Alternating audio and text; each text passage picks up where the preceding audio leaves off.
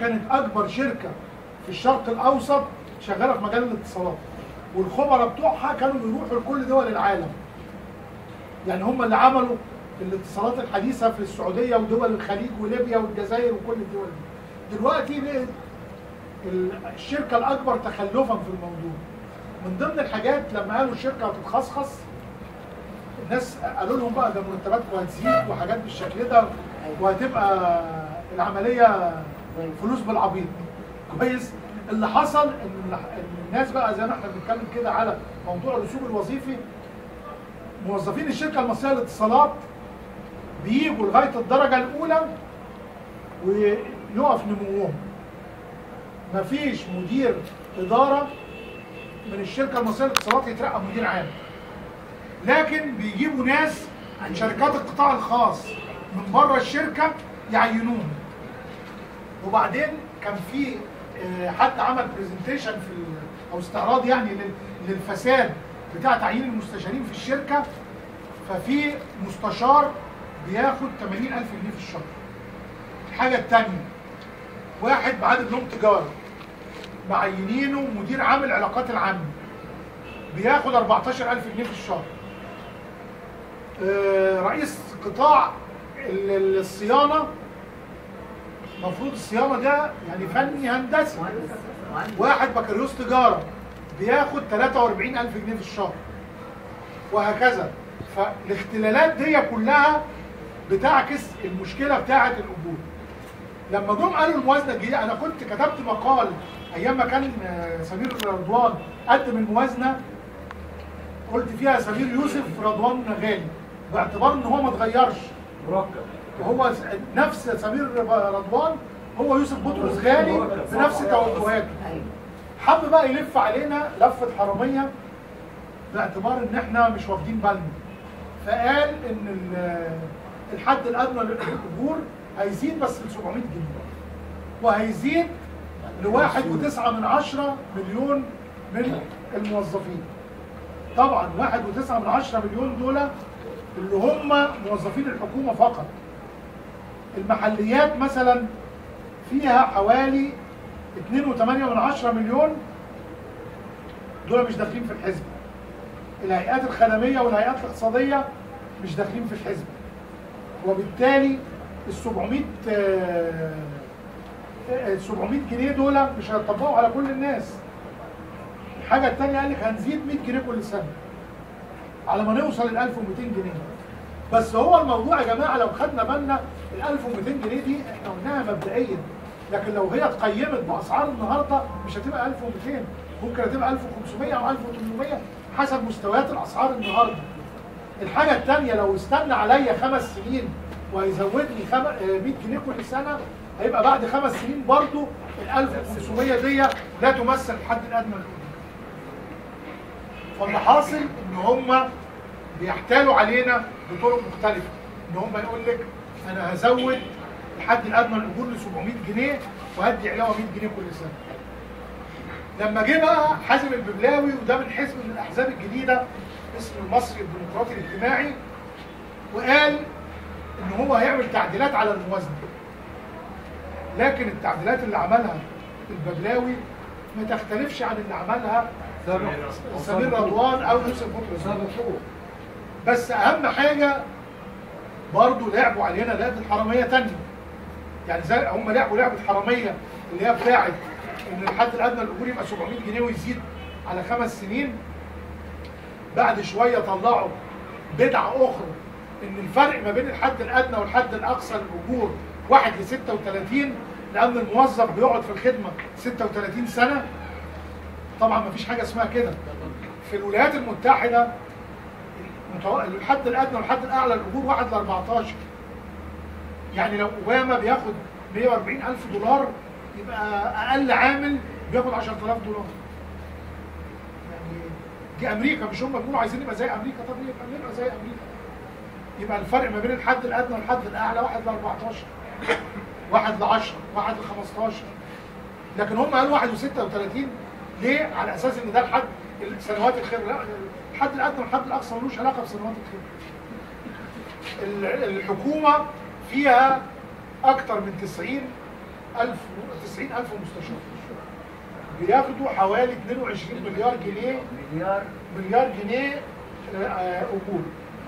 لو اتفرزوا هنلاقي مش محتاجين منهم غير 4000 5000 واحد، والباقيين دول تخيلوا ده ممكن يوفر كام مليار نزود بيهم الاجور.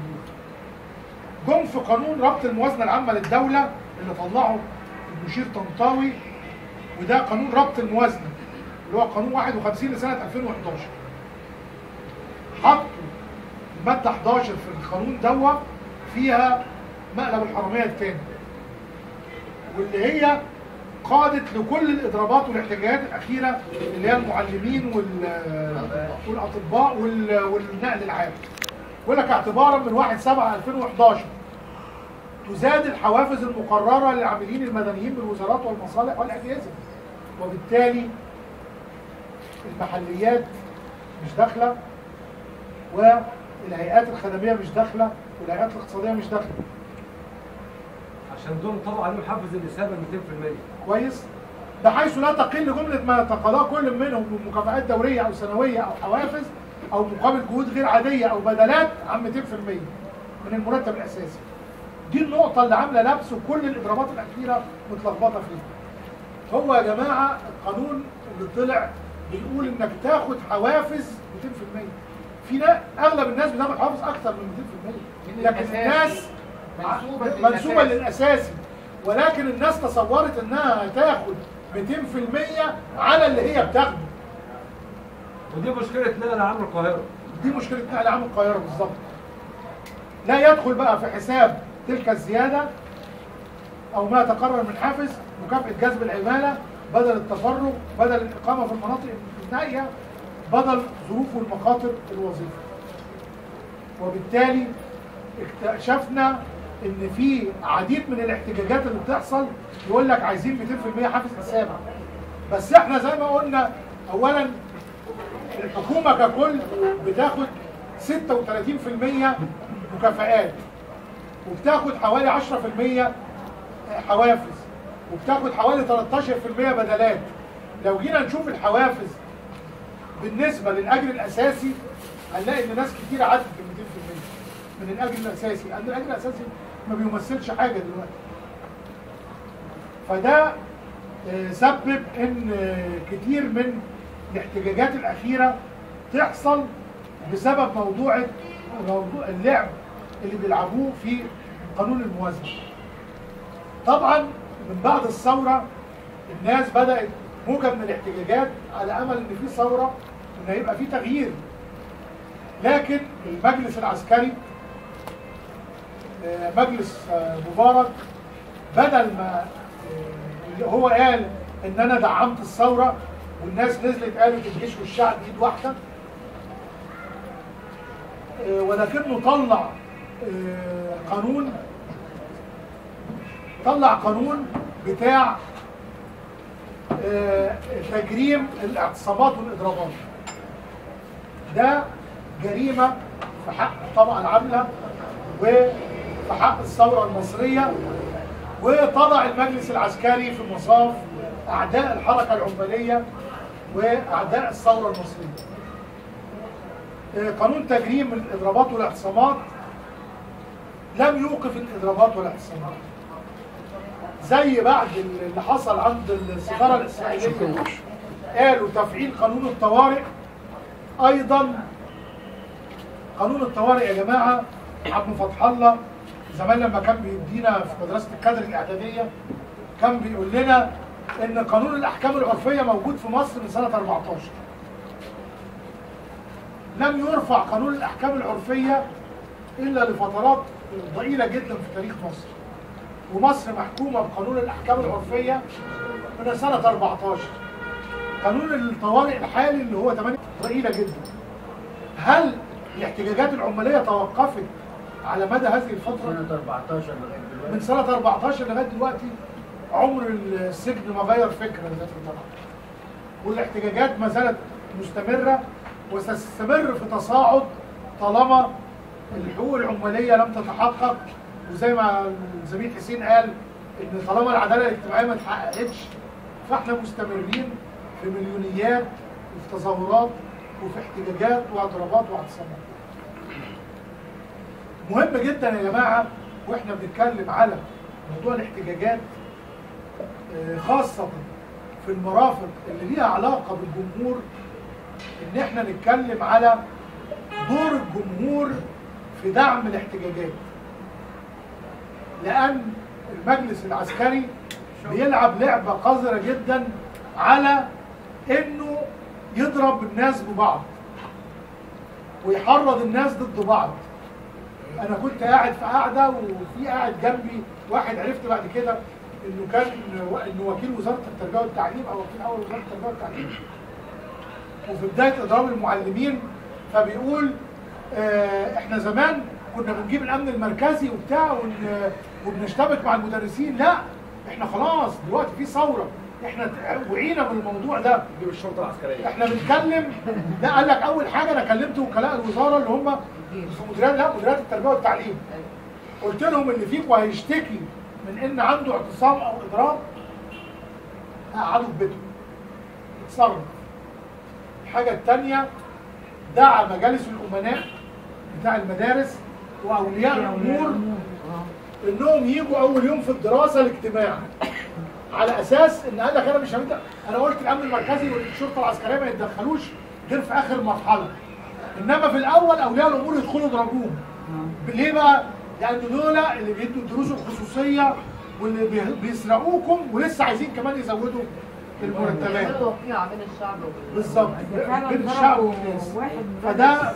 فدي مشكله خطيره جدا. لما قعدت اتامل موضوع اضراب النقل العام ورجعت بتاريخ الحركه العماليه اللي كان عم فتح الله بيدرسه لنا، فلقيت ان في عم حسين برضه مهم الموضوع ده، ان اول اضراب لعمال الترام كان سنه 1904. كان في 1900 الاول. كويس؟ هتكمل وهتسمح لي بمداخله بسيطه. هكمل وبعد كده اتفضل زي ما انت عايز. اللي حصل ان من ضمن الحاجات المطالب اللي كانت بتتقال في الاضراب ده تخفيض عدد ساعات العمل من 14 ساعه الى 8 ساعات، واحتساب اجر الاجازه المرضي باجر، لان كان اللي بيغيب يوم بيخصموا منه الاجرين بالظبط. الحاجه الثالثه صرف بدلتين صيفي وبدله شتوي. كويس؟ الحاجه الرابعه المعاشات، لان ما كانش فيه معاشات لعمال الترام. لما نيجي نقرا مطالب هيئه النقل العام في الاضراب بتاعهم هنلاقي ان نفس الكلام اللي بيتقال. ساعات العمل، اجبارهم على الخروج بعربيات متهالكه، الملابس، المعاشات، هو دي نفس المطالب. فللاسف احنا بعد 110 سنه و111 سنه لسه الرأسمالية بتلعب بينا ولسه بنطالب بنفس المطالب ما اتحققتش. لكن في حاجة مهمة بقى الواحد اكتشفها، لأن اتقال اليومين اللي فاتوا إن المجلس العسكري الموقر هينزل عساكر مجندين يسوقوا الأتوبيسات وبالتالي يكسروا الإضراب. كويس؟ اللي حصل إن في بداية القرن الاستعمار الانجليزي والشركه بتاعه ترام كانت بتفكر في ان المفتشين والناس اللي طلعت معاش تيجي تسوق الترميات عشان تكسر الاضراب. ايه اللي حصل؟ عمال الترام بذكائهم عملوا حاجتين. الحاجه الاولى ان هم كانوا بيروحوا باسرهم بزوجاتهم واطفالهم ويناموا على قضبان الترام عشان الترام ما يخرجش من المخزن.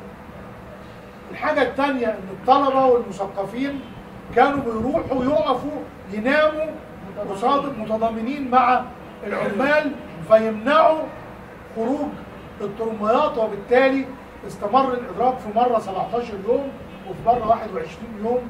ونجحت الحركه العماليه ليه؟ لان في الايد واحده بقى، الشعب والعمال ايد واحده، مش الشعب والجيش. الشعب والشعب ايد واحده. اذا اولياء الامور والمعلمين تضامنوا على تحسين العملية التعليمية، وإن تحسين أجور المعلمين هي جزء من تحسين العملية التعليمية والقضاء على الدروس الخصوصية وتحسين جودة الخريجين، وإن العيال تطلع متعلمة حاجة حقيقية، هيبقى الإضراب لازم ينجح بتاع المعلمين، لأن كلنا هنبقى مع المعلمين. الجامعات طبعا، احنا ما هنتكلم للاسف سوزان قايلين احنا هنتكلم على الموضوع. فاللي حاصل ان هتلاقي عندنا اساتذه الجامعات، حركه استقلال الجامعات عامله اضرابات بنفس السبب، المعلمين عاملين اضرابات بنفس السبب، الاطباء عاملين اضرابات بنفس السبب. مطالب الاطباء هي ايه؟ تحسين الميزانيه بتاعه الصحه، انها يزيد الانفاق الصحي من 4% ل 15% من الانفاق العام، وفي نفس الوقت تحسين الخدمه المجانيه، لان اللي بيحصل يا جماعه ان الواحد ممكن يروح معاه مريض يقول لك والنبي روح هات لي اشتري لي خيط من الزخانه، وروح هات لي شاش، وروح هات لي حقنه بن، بيموتوا في الميري. بالظبط اللي بيحصل يعني ولعوها لسه من كام يوم بسبب حالات بالشكل ده. ماتوا الناس.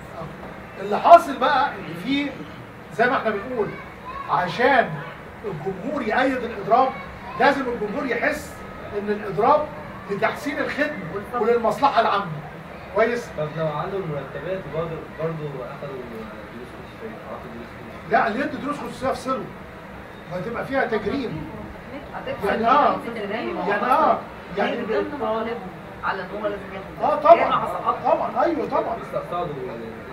لكن هو الموضوع لو هو بياخد اجر، لو الحكومه تديله اجر كويس وهتعده اعداد كويس ويشرح كويس في الفصل، في الوقت ده هو مش هيدي دروس، واللي يدي دروس يتعاقب. هو زي ما ايه قال البلطجه يحولوهم لمحاكم عسكريه؟ لا يتعدم. انما بالقانون العادي ممكن يتحاكم، ممكن يتعدم، بس بالقانون العادي. لكن الموضوع ده ما يبررش مثلا الكليب اللي احنا شفناه بتاع ضابط الجيش وضابط الشرطه اللي ماسكين واحد قاعدين يلطشوا له. لا ما ينفعش. فما ينفعش. هو ضاع عليهم وقت قالوا البلطجه اعدام. يا ريت هو في المفروض ان يبقى ان في كده، بس هو الموضوع ان احنا قبل ما نعمل ده، طب ما انت في نفس الوقت بتقول البلطجه اعدام، في نفس الوقت لا مش نص الشعب، يعني هو في نفس الوقت مع المعلمين المفروض يعني هم عاملين لنا الباشا يجي دعوه مثلا مجلس امناء رايحه عشان تنضم مع المعلم. لا هو دلوقتي داعيينك عشان تروحي ضد المعلمين عشان المعلمين عاملين اضراب. بتقول لك تعالي عشان المعلمين عاملين اضراب، وهم مش من حقهم، دول بيدوا دروس خصوصيه وبياخدوا كادر وبياخدوا حافز اثابه وبتاع ومش عارف، ودي ناس طماعه. وابنك يروح المدرسه وما يتعلمش، فانت رايحه طبعا معبأه. ويطلع حضرتك بيطلع الولد يخش بالظبط، بيسخنوا الناس على بعض. مش هنشرح. فاللي حاصل ان في يا جماعه مثلا قطاع الصحه. قطاع الصحه ده قطاع حيوي.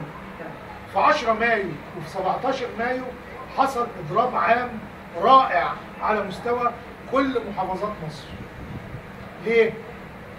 لان الاطباء قالوا احنا بنضرب عشان عايزين نحسن الخدمه الصحيه، والخدمه المجانيه تكون في متناول الناس بدون ما تدفع فلوس. متناول الجميع. كويس؟ لكن اللي حصل ان في الفتره اللي فاتت بدات بعض الناس تدعو لاضراب عام في المستشفيات العامه. اضراب في كل الاقسام. ده ما يقلش من الاقتصاد بتاع البلد.